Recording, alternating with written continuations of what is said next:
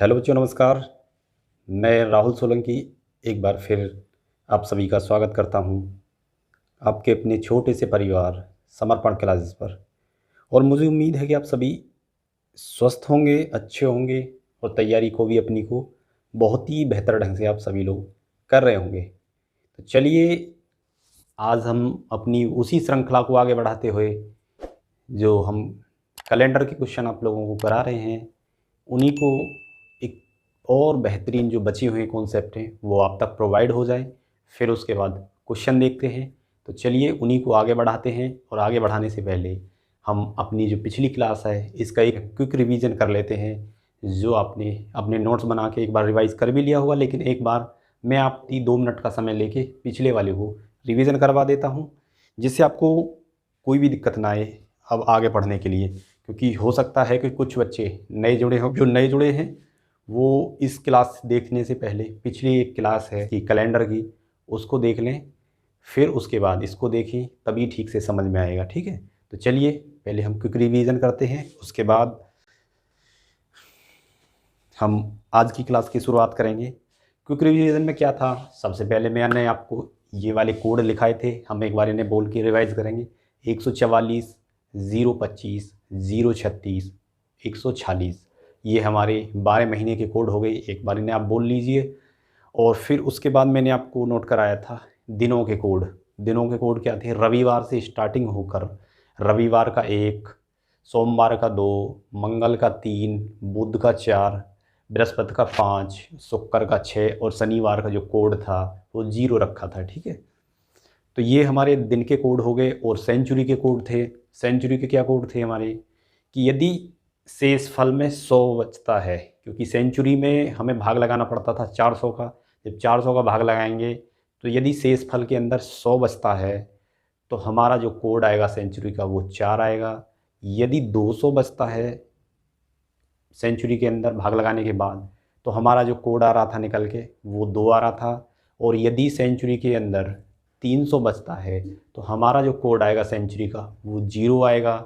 और यदि भाग लगाने के बाद 400 का भाग लगाने के बाद जो रिमाइंडर है, हमारा जो शेष फल है वो 0 बचता है, तो फिर हमारा जो कोड आता है 6 आता है। मतलब यही तो थे सेंचुरी के कोड, एक बार लिख के 420, 420 और 6।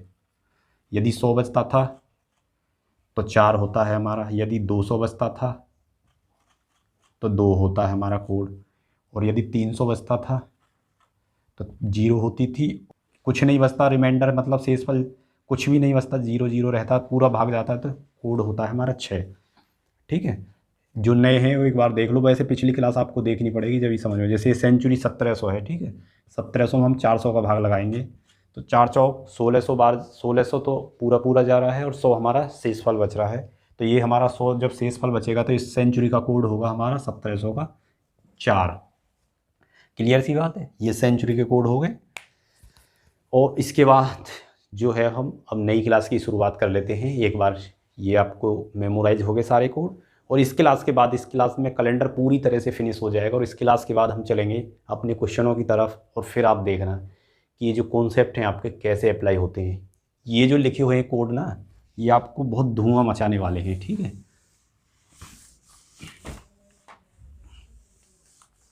इन्हें ठीक से याद कर लेना, बहुत कमाल मचाएंगे आपके कैलेंडर के अंदर यही वाले कोड। मैंने बताया नहीं था कि बहुत ज़्यादा कैलेंडर का भाग जो है यही कवर कर लेते हैं कोड ही। तो चलिए अब आगे अपनी क्लास की शुरुआत करते हैं। यहाँ तक मैं बता चुका था आपको कि जिस मंथ का कोड सेम होगा उस मंथ का कैलेंडर भी सेम होगा। सपोज दैट मैंने ये क्वेश्चन बताया था आपको कि निम्नलिखित में से किन महीनों का जो कैलेंडर है वो समान है, उसमें आपके दो दो के पेयर लिखे रहेंगे। इस टाइप से क्वेश्चन होगा। या कह दे मार्च, मार्च के समान किस महीने का कैलेंडर है, महीने का कैलेंडर है, तो किस महीने का कैलेंडर है मार्च के समान, तो ऑप्शन में आपको रहेगा जनवरी, ऐसे ही रहेंगे। ठीक है, और जून, और अप्रैल और हमारी पास नवंबर। इस टाइप से रहेंगे कि मार्च के समान किस महीने का कैलेंडर है। तो आपने कोड पढ़ रखे होंगे तो आप कह दोगे नवंबर का, ठीक है, क्योंकि नवंबर का जो कोड है वो मार्च के कोड के समान है, ठीक है। तो इस टाइप से होंगे। एक तो ये हो गई। अब इसी से मैं एक चीज़ और आपको बता रहा हूँ, इन्हीं से बहुत सारी चीज़ बताऊँगा, क्वेश्चन तो बाद में कराऊँगा ही कराऊँगा। कि देखो कभी कभी ऐसे कह देता है आपसे, जान लो कि 15 अप्रैल,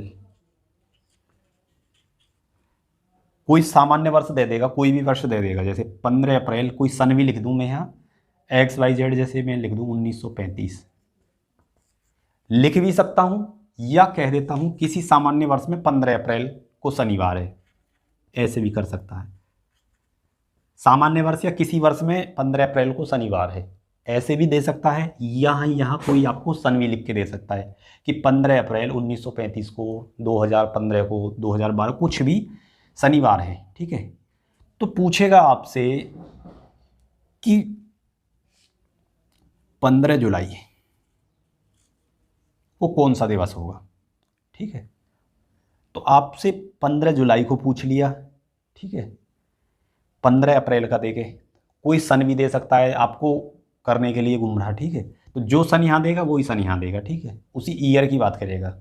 जैसे यहाँ 1315 कुछ भी दे दिया है तो यहाँ भी 1315 कि 15 अप्रैल 1315 को शनिवार था, तो 15 जुलाई 1315 को कौन सा दिन होगा। यदि साल बदलेगी तो मैं वो भी बताऊंगा, कॉन्सेप्ट यही लगाऊंगा, सारी चीज़ लगाऊंगा। तारीख भी बदलेगी तब भी यहीं से प्रश्न हो जाएगा, ठीक है। पहले मैं आपको बिल्कुल बेसिक बेसिक चीज़ें बता रहा हूँ। तो कहेगा, तो हमें पता है कि अप्रैल उसी वर्ष के अंदर, अप्रैल वर्ष सेम है, तो जो अप्रैल का जो कोड होता है 0 होता है, ठीक है। तो जुलाई का भी तो कोड 0 होता है, तो उस दिन भी तो शनिवार होगा। मौखिक कर दोगे आप इन्हें सब, इन्हीं से सारा खेल का हो जाएगा, पूरे इन्हीं, ठीक है। ये तो हो गया जब हमारी सब चीज़ सेम होती है, ठीक है। जब हमारी सब चीज़ सेम होती है, सिर्फ मंथ डिफरेंस होते हैं, ठीक है। और यदि मैं 17 अप्रैल कर दूँ, यहाँ तारीख चेंज कर रहा हूँ, पहले मैं 17 अप्रैल या 27 अप्रैल कुछ भी कर देता हूँ, ठीक है। तो हम पहले 15 अप्रैल पे पहुँचेंगे। सबसे पहले हम वही निकालेंगे 15 अप्रैल का। 15 और 7 22, ठीक है। 22 तारीख का शनिवार होगा। फिर उसके बाद 5 दिन और बढ़ा देंगे, गिन लेंगे। शनिवार के बाद शुक्र, उस शनिवार के इतवार, सोमवार, मंगल, बुध, बृहस्पतिवार होगा, ठीक है। तो हम यहाँ तारीखों पे ऐसे पहुँचेंगे। और देखो अब मैं थोड़ा सा सेम कोड से भी अलग हटके आपको चीज़ें बता रहा हूँ। कहने लगे आपको 12 मार्च, किसी सामान्य वर्ष में या डेट दे के कुछ भी हो, मतलब उसी साल की बात करें, या तो इसमें वो दे दे सन हमारा, या सामान्य वर्ष लिख दे, कोई भी, मतलब किसी वर्ष में ऐसे भी लिख सकता है। तो मैंने यहाँ खाली छोड़ दिया, तो ये समझ जाना क्यों खाली छोड़ा है। या तो सन देगा आपको लिख के कि इसी वर्ष में, या लिख देगा कि किसी वर्ष के अंदर 12 मार्च को हमारा मान लो शुक्रवार है, शुक्र है 12 मार्च को, तो आपसे कहेगा कि उसी साल के अंदर पूछेगा, इसी साल के अंदर, ठीक है। मान लो सितंबर पूछ ले, अक्टूबर पूछ ले, नवंबर पूछ ले, मान लो नवंबर ही पूछ ले, नवंबर, ठीक है।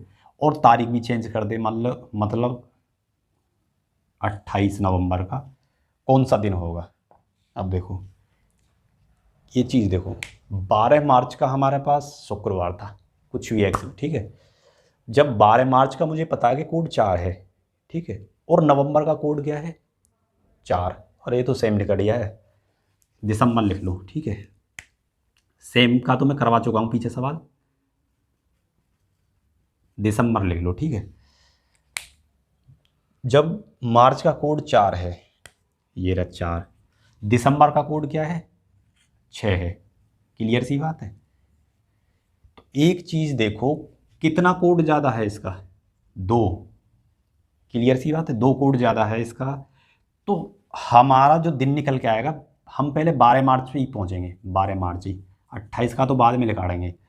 तो 12 मार्च का हमारा जो दिन निकल के आएगा, दो फालतू आएगा, शुक्र है, शनिवार रविवार आएगा हमारा। ये आया हमारा 12 मार्च का, ठीक है, दिसंबर के अंदर, क्योंकि मैंने दो को, इसका कोड दो ज़्यादा है तो मैंने दो बढ़ा दिया, यदि दो कम होता तो मैं दो घटा देता, ठीक है। तो 12 दिसंबर का जो दिन निकल के आया है वो रविवार निकल के आया है। मुझे निकालना कितने था, 28 दिसंबर का। तो 28 दिसंबर का कैसे निकलेगा, 12 और 7 19, 19 और 7 26, तो 26 का भी हमारा रविवार है, 27 का सोमवार और 28 का होगा मंगल। हमारा आगे मंगल, हम मौखिक कर सकते हैं इन सभी को, ठीक है। मैंने एक क्वेश्चन आपको सेम डेट का बता दिया और सेम जो मंथ के कोड थे वो बता दिया।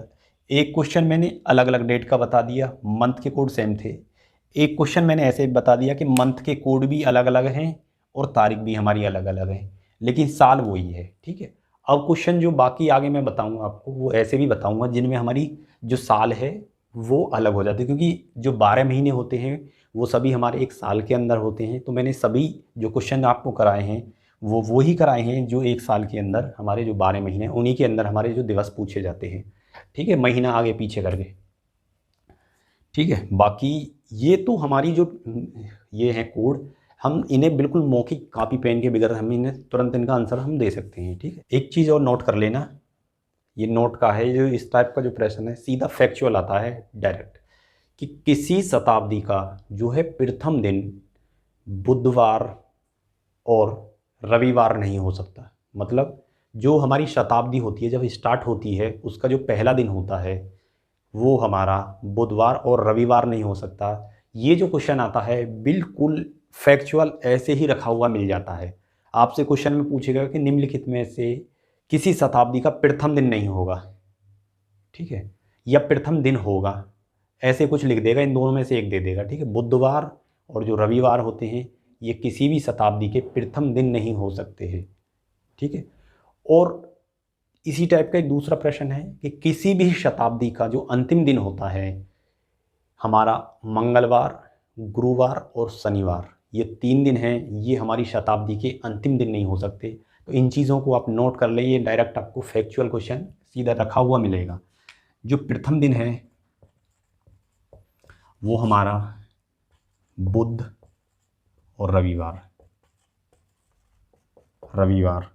और जो अंतिम दिन है वो हमारा मंगल और गुरुवार, मतलब बृहस्पतिवार और शनिवार, ये नहीं हो सकते, ठीक है। एक दो कॉन्सेप्ट और हैं आपके लास्ट में, इन्हें देख लेते हैं क्या कॉन्सेप्ट हैं। इन कैलेंडरों के जो कोड हैं इन पे एक दो टाइप के सवाल और हैं, वो जब मैं आपको हर टाइप का सवाल करवाऊंगा तो सब उसमें आ जाएंगे आपके, ठीक है।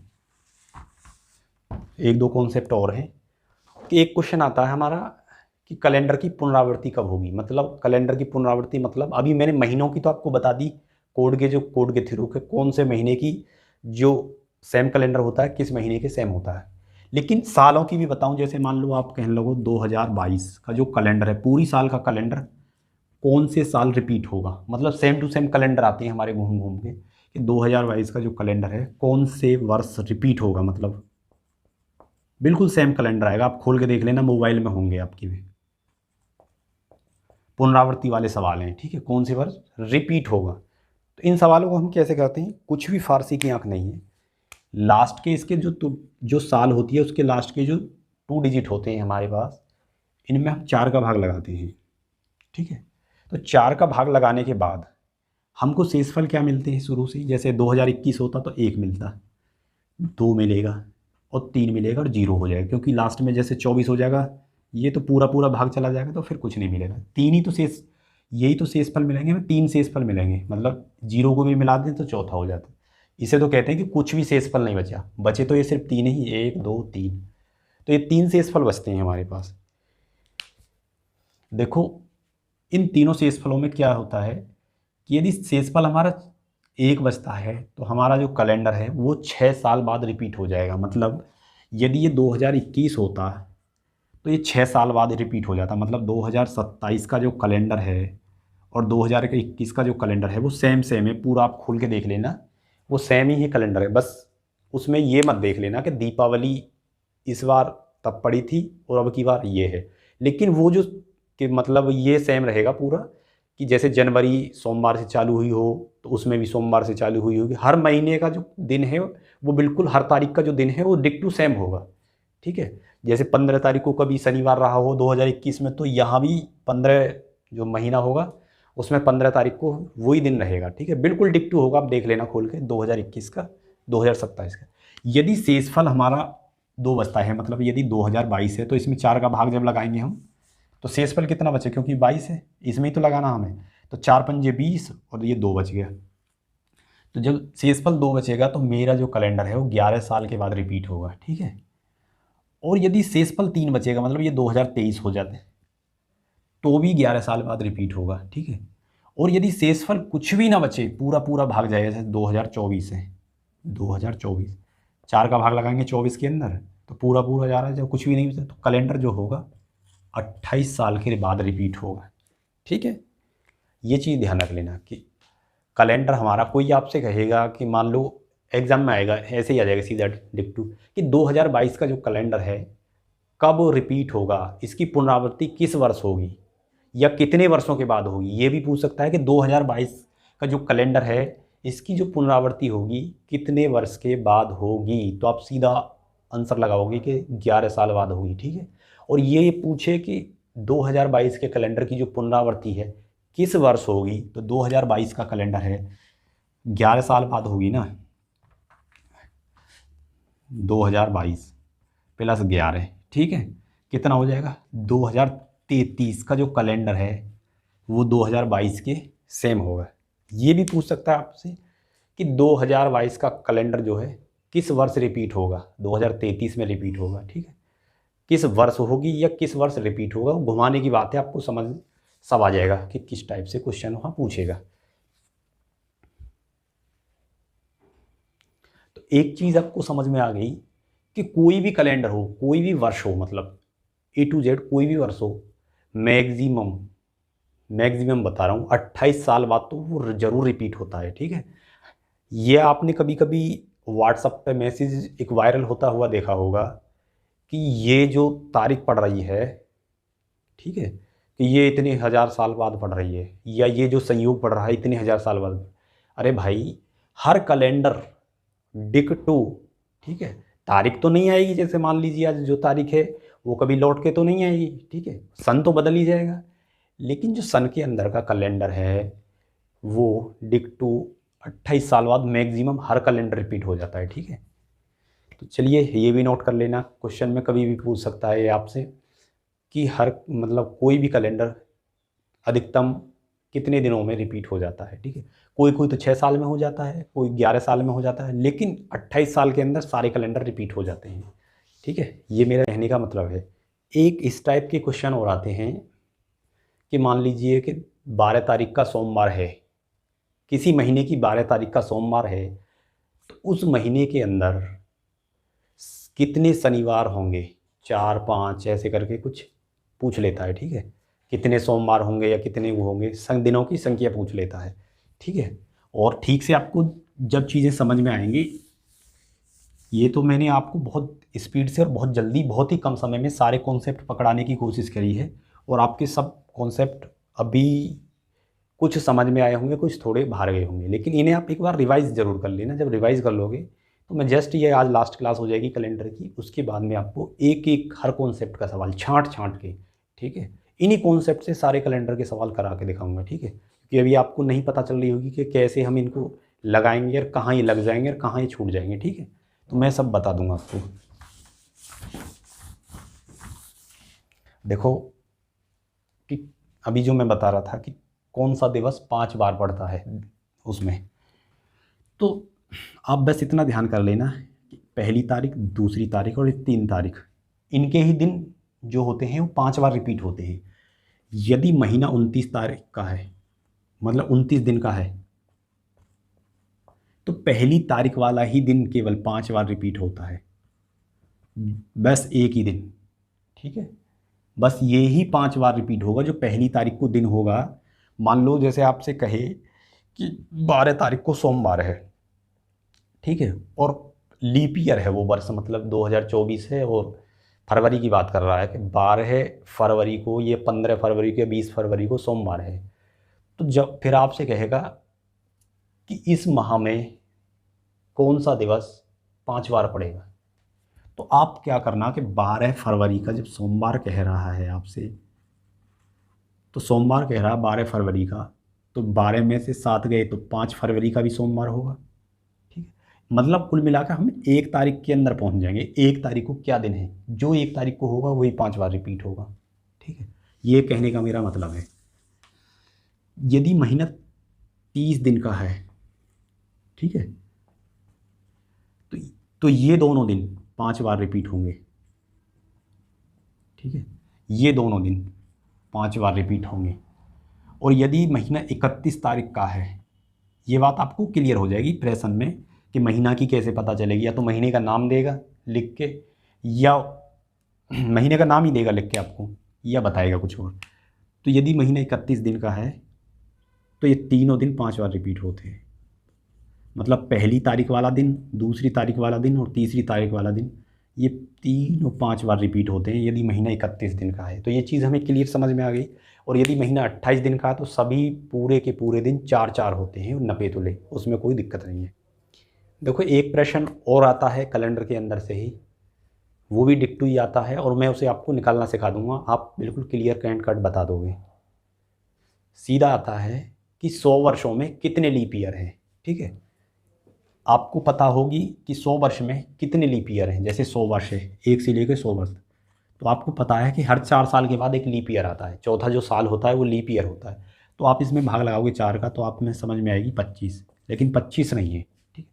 मैंने बता दिया कि ये जो 100 है ये तो शताब्दी है, जो 100 है ये तो शताब्दी है। 100, 200, 300, 400, 500, 600, 1500, 1800, ये तो सब शताब्दी हैं।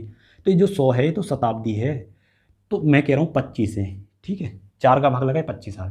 लेकिन ये जो 100 है शताब्दी है, इसमें यदि 400 का भाग जाएगा तभी तो ये लीप ईयर होगा। 400 का भाग 100 में नहीं जा रहा, तो ये जो 100 है ये नहीं है लीप ईयर, तो एक घट जाएगा हमारा, ये 24 आ जाएंगे इसमें लीप ईयर। तो 100 वर्षों में कितने लीप ईयर हो गए, 24।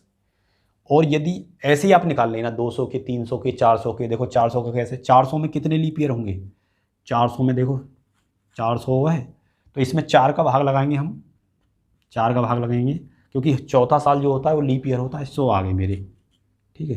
लेकिन 100 नहीं होंगे, क्यों नहीं होंगे, जो हमारी शताब्दी है उन्हें हम ढूंढते हैं। जो 100 है ये शताब्दी है, इसमें ये 200 है ये शताब्दी है, 300 है ये शताब्दी है, और 400 है ये शताब्दी है। 4 शताब्दी पड़ गई हमारी, ये 100 तो टोटल आ गए हमारे। लेकिन 100 जो है ये लीप ईयर नहीं होगा, क्योंकि इसमें 400 का भाग नहीं जाता। 200 भी लीप ईयर नहीं होगा, इसमें भी 400 का भाग नहीं जाता। 300 भी लीप ईयर नहीं होगा, इसमें भी 400 का भाग नहीं जाता। ये जो 400 है ये लीप ईयर होगा, इसमें 400 का भाग जाता है।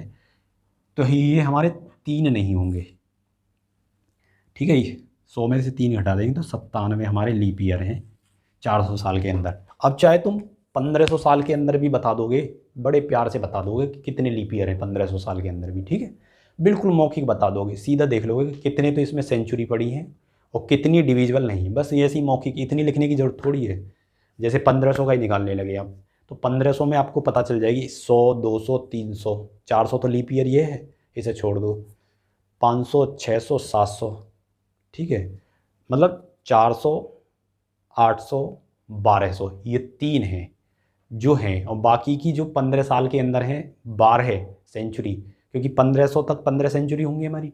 लेकिन 400, 800 और 1200, ये 3 तो बिल्कुल ठीक है, और जो लीप ईयर हैं, और जो ये बची हुई हैं 100, 200, 300, 500, 600, 700, 900, 1000, 1100, ये जितनी भी हैं ये सब लीप ईयर नहीं है, ठीक है। तो आई होप आप सभी को कैलेंडर थोड़ा ठीक से समझ में आया होगा, और बची कुछ जो कसर है वो आपकी क्वेश्चनों से क्लियर हो जाएगी, ठीक है। जब क्वेश्चन में करवाऊंगा इसके बाद हर टाइप का क्वेश्चन, एक एक क्वेश्चन आपको देखने को मिलेगा, फिर अपनी बुकों से आप लगा लेना, और आप बड़े ही चाव से और बड़े ही सैर सपाटे से सारे क्वेश्चन करोगे, और किसी की कोई दिक्कत है तो पूछ सकता है। तो चलिए आज के लिए फिर इतना ही, फिर मिलते हैं एक नेक्स्ट सेशन में नए जोश और नए अंदाज के साथ, सभी नए कॉन्सेप्टों के साथ। तो चलिए, सभी को मेरा नमस्कार।